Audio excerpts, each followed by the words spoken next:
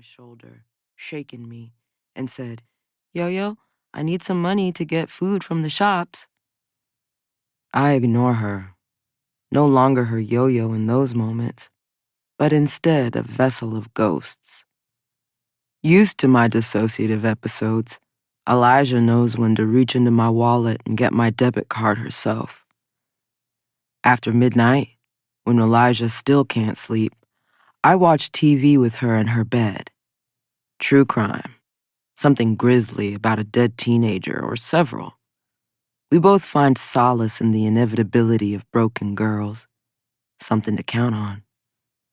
My youngest sister, Emanuelle, asks how my daughter and I can stomach such ugliness.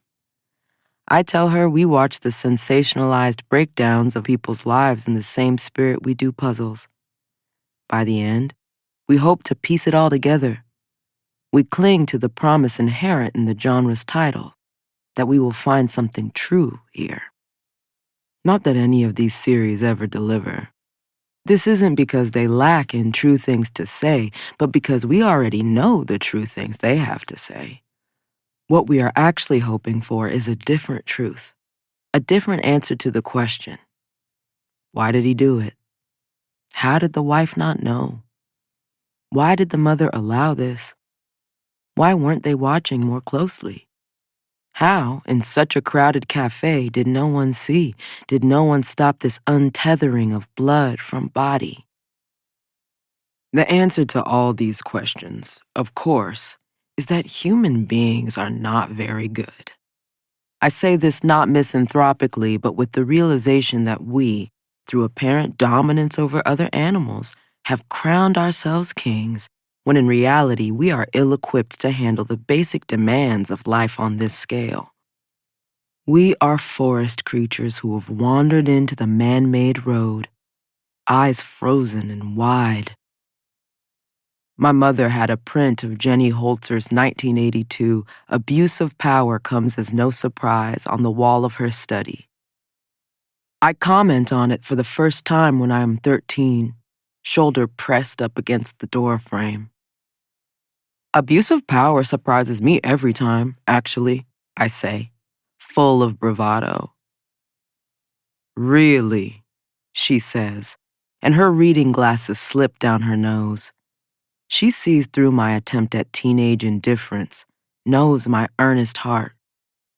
You telling me you don't know by now to expect pain? Says Mama. I lived in a house devoted to my breaking apart, but I refused to be wrong in front of Mama.